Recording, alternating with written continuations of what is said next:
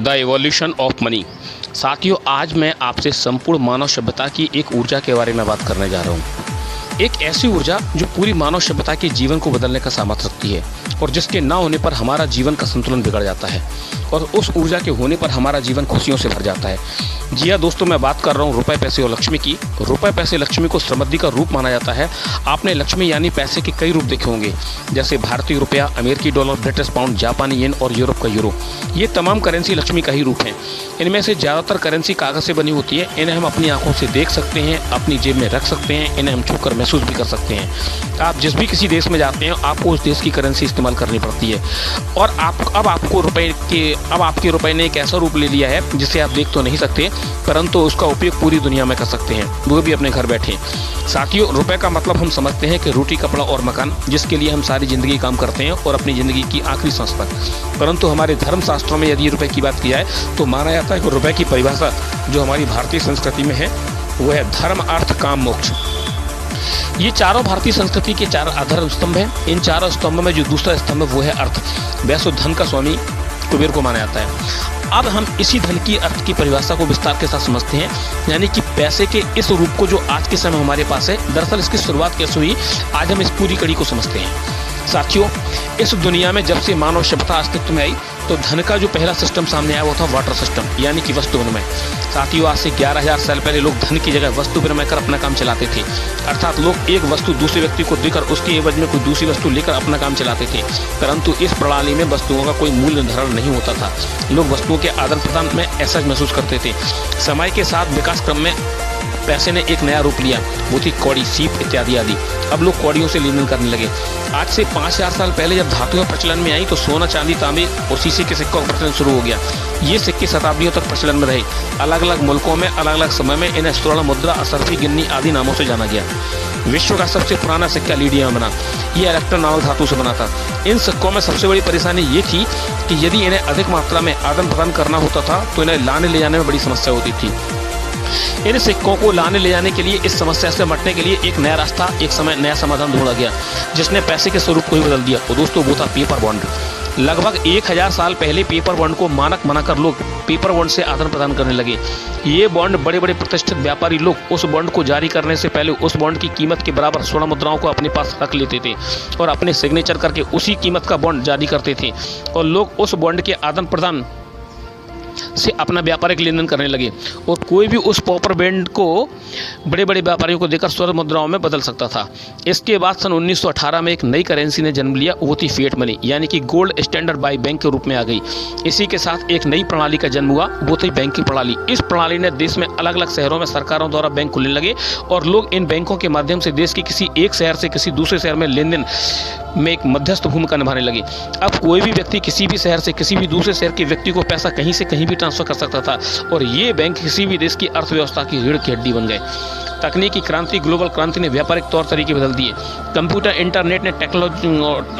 Internet technology ने देश विदेशों की सीमा को तोड़कर पूरी दुनिया को ग्लोबल विलेज बना दिया।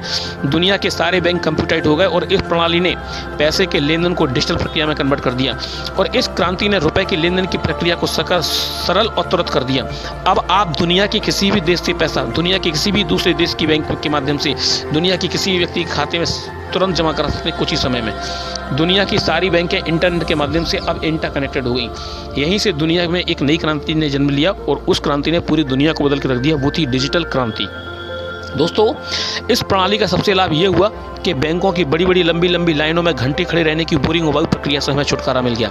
इसी के साथ पैसे के रूप में एक और करेंसी को जन्म मिला दोस्तों, वो थी प्लास्टिक मनी, यानी आपका एटीएम कार्ड, मतलब ऑल टाइम मनी। अब बैंकों से पैसा निकालने या जमा करने के लिए आपको बैंक की सीमित बैंक टाइम की जरूरत नहीं।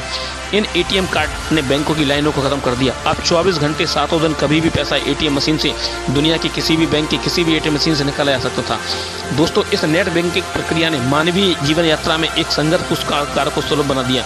अभी तक हमारी रोजमर्रा के कामों में आधा समय तो हमारी लंबी लंबी लाइनों में लग जाता था, चाहे वो बिजली का बिल जमा करना हो या टेलीफोन की लाइन में लगना हो, चाहे वो किसी रेल यात्रा की टिकट लेना हो या फिर किसी सिनेमाघर की किसी मूवी की टिकट की लाइन में लगना हो या फिर किसी हवाई यात्रा के लिए फ्लाइट बुकिंग की टिकट के लिए भी लाइन में लगना हो। अब इंटरनेट कंप्यूटर ने ये सारी लाइनें ही गायब कर दी। Email, banking, automated teller machine, flight ticket, online shopping, movie ticket booking अपने घर के कंप्यूटर की टेबल पर एक गर्म चाय की चुस्की के साथ आप सेकंडों में कर सकते थे। ऑनलाइन शॉपिंग ने एक और दरवाजा हमारे लिए खोल दिया। Amazon.com, eBay, कार्टेड, Flipkart, India time shopping, MakeMyTrip, Snapdeal, यात्रा.com, OLX, home software 10, Naaptol, Yepme जैसे प्लेटफॉर्म ने पैसे के रूप को एक नई दिशा दे दी। अब आप वर्ल्ड वाइड किसी भी कंपनी का कोई भी प्रोडक्ट अपने घर सीधे ही मंगा सकते हैं। इसी के साथ एक नए ट्रेंड का जन्म हुआ, वो था digital wallet. Airtel money, MobiKwik, easy, oxygen, Paytm, mobile quick, M-Pesa जैसे ऐप ने आपके मोबाइल फ़ोन को डिजिटल वॉलेट बना दिया। इस तकनीकी क्रांति ने विश्व के तौर तरीकों को और ज़्यादा बदल के रख दिया।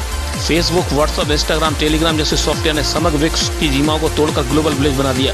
अब आप बिना किसी सरकारी हस्तक्षेप के एक देश से दूसरे देश के लोगों में वैचारिक आदान प्रदान करने लगे। इंफॉर्मेशन टेक्नोलॉजी के इस युग ने पूरी मानव जाति की सोच ही बदल के रख दी। ग्लोबल वर्ल्ड में वैचारिक आदान प्रदान के बाद में व्यापारिक आदान प्रदान की बारी थी, तो बिटकॉइन नामक डिजिटल करेंसी ने इस कमी को भी पूरा कर दिया। बिटकॉइन दुनिया की पहली डिसेंट्रलाइज्ड क्रिप्टो करेंसी है, जो कि इंटरनेट के माध्यम से इसका इस्तेमाल पूरी दुनिया में कभी भी कहीं भी किया जा सकता है। आपको जानकर हैरानी होगी कि जिस करेंसी को कोई देख नहीं सकता, कोई छू नहीं सकता, वही करेंसी इतनी मूल्यवान कैसे हो सकती है। बिटकॉइन के एक सिक्के की कीमत आज लगभग 7 लाख रुपए है। इसकी कीमत सप्लाई डिमांड के आधार पर घटती बढ़ती रहती है। इसके लेन देन के लिए किसी एजेंसी या किसी सरकार की जरूरत नहीं। इसमें आप पैसा बिटकॉइन के रूप में एक वॉलेट से किसी भी देश के दूसरे व्यक्ति के वॉलेट में सीधे भेज सकते हैं। ये लेन देन दरअसल पूरी तरह से इनक्रिप्टेड होता है और पैसे के इस लेन देन का तरीका सुपरफास्ट है और जो पूरी तरह से गुप्त होता है। साथियों, मानव सभ्यता के विकास के साथ साथ पैसे के रूप बदलते देखे।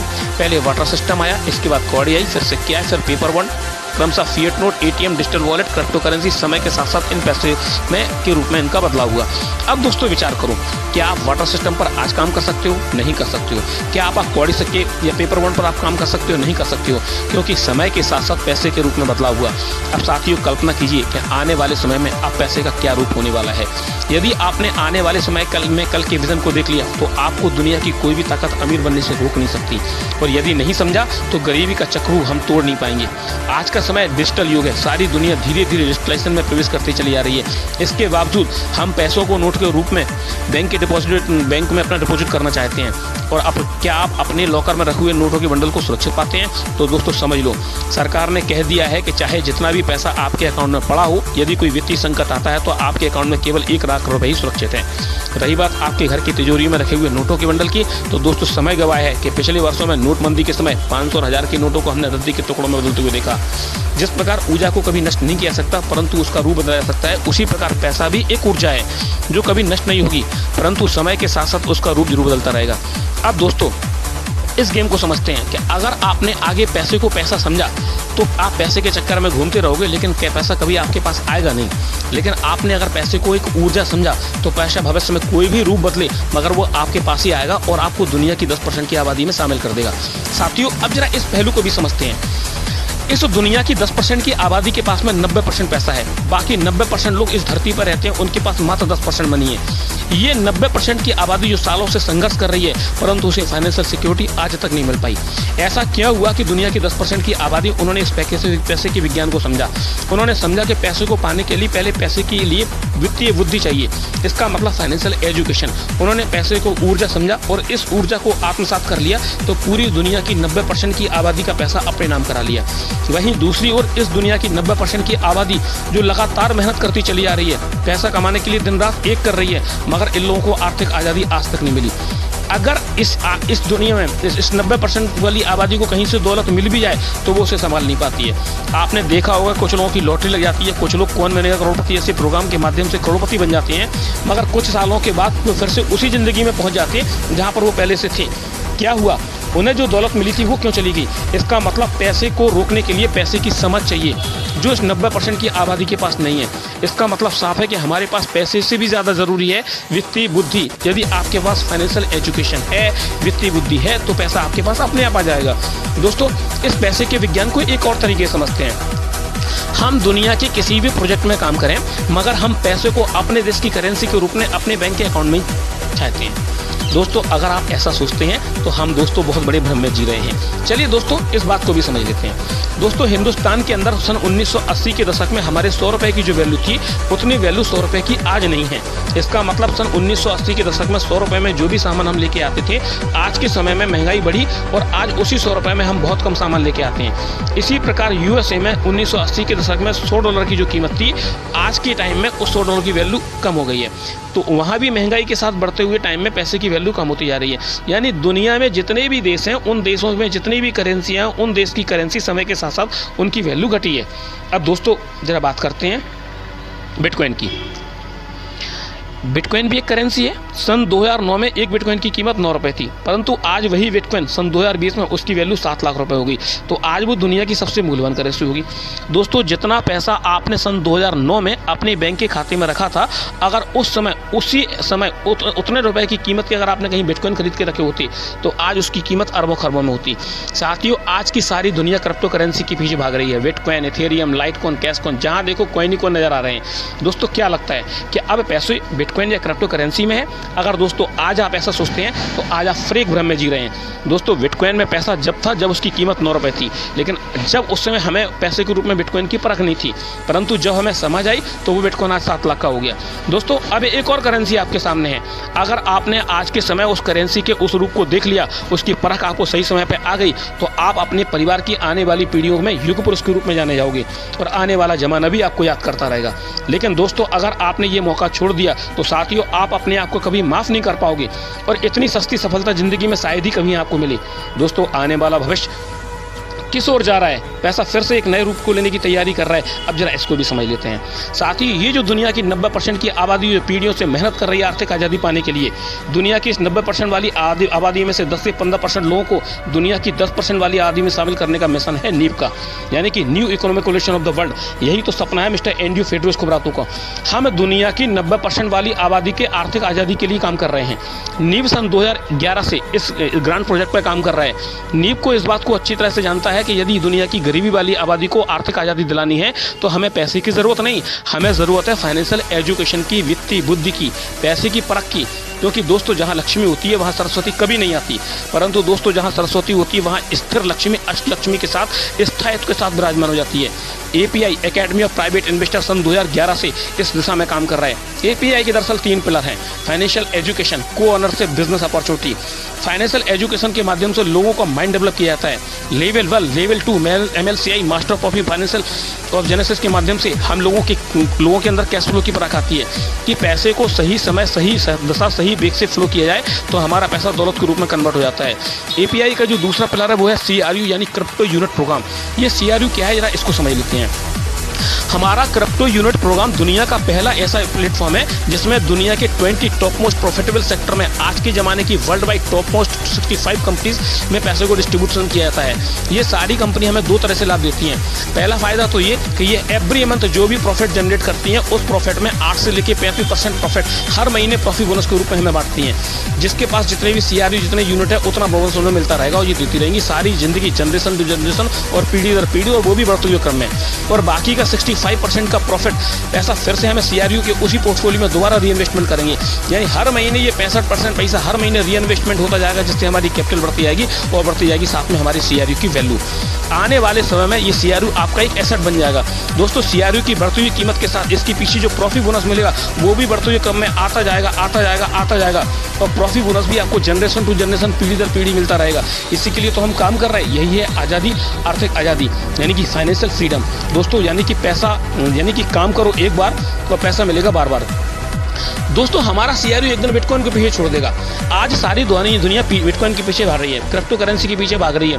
लेकिन जब बिटकॉइन 9 रुपए का था तब BTC की समझ नहीं थी, परंतु आज वो 7 लाख रुपए का क्रॉस कर गया तो मिडिल मैन की पकड़ से बाहर निकल गया। साथियों अब जरा इस बिटकॉइन को भी विश्लेषण करके देख लेते हैं। दरअसल बिटकॉइन की घटती बढ़ती कीमत के पीछे इसमें सप्लाई डिमांड का खेल है। साथियों, बिटकॉइन दुनिया के दरअसल दो वर्गों में बटा हुआ है। एक तरफ दुनिया के अमीर लोग जिन्होंने बिटकॉइन में करोड़ों अरबों डॉलर का निवेश किया हुआ है, दूसरी तरफ मिडिल क्लास जो कुछ ही बिटकॉइन अपनी वॉलेट में रखती है। जब बहुत सारे लोग बिटकॉइन खरीदते हैं तो इसकी कीमत बढ़ने लगती है, जब बहुत सारे लोग बिटकॉइन को बेचना शुरू करते हैं तो इसकी कीमत घटने लगती है। मगर साथियों, इस बिटकॉइन की कीमत का कंट्रोल दरअसल दुनिया के अमीर लोगों के ही पास होता है। जब सारी दुनिया के मिडिल क्लास का वर्ग बिटकॉइन को बेचना शुरू करता है तो बिटकॉइन का रेट धीरे धीरे गिरता चला जाता है, और वहीं दुनिया के अमीर लोग इस गिरती हुई कीमत के साथ में बिटकॉइन को खरीदते चले जाते हैं। इसके विपरीत जब दुनिया का एक बड़ा वर्ग बिटकॉइन को खरीदना शुरू करता है तो BTC के रेट में बढ़ोतरी शुरू हो जाती है, और दुनिया के सारे अमीर लोग बढ़ती हुई कीमत के बीच में अपने बिटकॉइन को बेचते चले जाते हैं, और दुनिया की 90% वाली आबादी का पैसा एक बार फिर से अपनी पॉकेट में डाल लेते हैं। दोस्तों, बिटकॉइन केवल सप्लाई डिमांड पर है। दरअसल ये अमीरों द्वारा क्रिएट किए जाने वाली एक फिलॉसफी है, अमीरों का एक खेल है जिसमें वो हमेशा ही जीतते चले जाते हैं। तो अमीर आदमी आज अमीर होता चला जा रहा है और गरीब आदमी आज गरीब होता चला जा रहा है। साथियों, बिटकॉइन का ना तो कोई मालिक है ना कोई सिस्टम, ये डिसेंट्रलाइज है। अब बात करते हैं CRU की, यानी क्रिप्टो यूनिट प्रोग्राम का। दरअसल CRU के पीछे जो बेस है वो है नीव का, जो सन 2011 से क्राउड फंडिंग जिन्होंने सबसे शुरू की। हमारे innovative transport system skyway technology के लिए जब क्राउड फंडिंग शुरू हुई तो नीव परिवार हमारा 176 देशों में 13 लाख से भी ज़्यादा लोगों का एक परिवार बना चुका है, जो हमारा प्रॉपर नेटवर्क है। ये परिवार हर दिन, हर घंटे, हर मिनट, हर सेकंड पूरी दुनिया में फैलता चला जा रहा है। बहुत जल्द हम 1 करोड़ लोगों का आंकड़ा पार कर लेंगे, जो हमारा कस्टमर बेस बनेगा। हमारी कंपनी का जो मिशन है कि हम पूरी दुनिया की 15% आबादी का एक विशाल कुटुंब बनाने जा रहे हैं, यानी कि वसुधैव कुटुंबकम। हमारा CRU जिसमें प्रॉपर दुनिया की 65 से भी ज़्यादा कंपनीज का बैकअप है, जो लगातार प्रतिमाह बैकअप देती हैं। हर स्टेज बाय स्टेज CRU का रेट बढ़ते चला जाएगा, इसके पीछे प्रॉफिट बोनस भी बढ़ते चले जाएंगे, और ये बढ़ते हुए क्रम में आता जाएगा हर महीने, पीढ़ी दर पीढ़ी, जनरेशन टू जनरेशन, और ये हमें देगा फाइनेंशियल सिक्योरिटी। दोस्तों, जब हर महीने एक शानदार प्रॉपर इनकम बढ़ते हुए क्रम में अगर आपके पास आ रही है तो कोई भी अपना CRU बेचेगा नहीं, सभी लोग CRU खरीदना चाहेंगे, तो इसकी डिमांड बढ़ती चली जाएगी, तो उसी के साथ बढ़ेगा CRU का रेट। हमारा जो प्रॉफिट बोनस आने वाली जनरेशन के लिए एक शानदार जो इनकम का रास्ता होगा, जो शानदार इनकम का स्रोत होगा, उनके लिए आपके द्वारा दिया गया एक तोहफा होगा, जिसको कभी भी भुला नहीं पाएंगे। यही तो मिशन है नीव का। हम दुनिया की 90% वाली आबादी की आर्थिक आज़ादी के लिए काम कर रहे हैं। साथियों, आने वाला भविष्य अब पैसे को एक नए रूप को देने की तैयारी कर रहा है। CRU यानी कि क्रिप्टो यूनिट प्रोग्राम, फैसला आपको करना है। पैसा एक ऊर्जा है जो कभी नष्ट नहीं होगी, परंतु उसका रूप बदलेगा। तो क्या आप पैसे के इस नए रूप के लिए तैयार हैं? दोस्तों, निर्णय आपको करना है। दोस्तों, मैं वेद प्रकाश साहू, झांसी नीव इंडिया से आपका हृदय से धन्यवाद देता हूं एवं आपके उज्जवल भविष्य की कामना करता हूं। दोस्तों, पैसा एक ऊर्जा है जिसको कभी नष्ट नहीं किया जा सकता है।